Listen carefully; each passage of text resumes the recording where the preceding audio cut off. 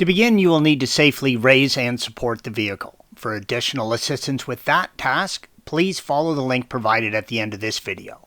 Depending on your vehicle, there should be a 32 or a 36 millimeter axle nut holding the axle to the flange indicated by the red arrow.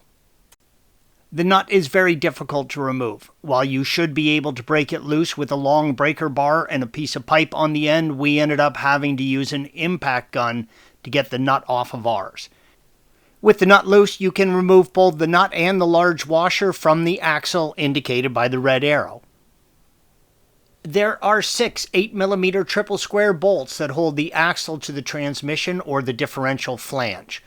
These bolts usually get covered in oil, grease, and assorted road debris. Make sure to clean the bolt heads. Be doubly sure that the socket is well seated in the bolt before attempting to remove it. You do not want to strip these. They are easily strippable. Red arrow, take your time, do it correctly, remove all 6 bolts. One of our bolt heads was stripped. We were fortunate enough to be able to remove it by using an easy out, red arrow. Make sure to replace any bolts that are starting to get rounded. There are 3 half-moon washers holding the bolts into the drive flange, red arrow. Make sure all of these are clean and included when reinstalling the axle.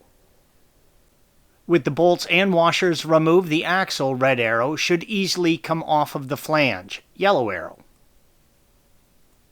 If you live in a 4-season climate, you may need to use a puller to press the axle out from the wheel flange, or you can try installing the nut on the end of the axle to protect the threads and give it a few gentle taps with a hammer, red arrow.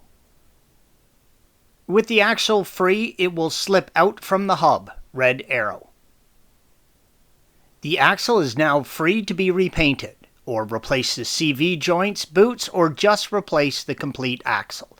Installation is the reverse of removal.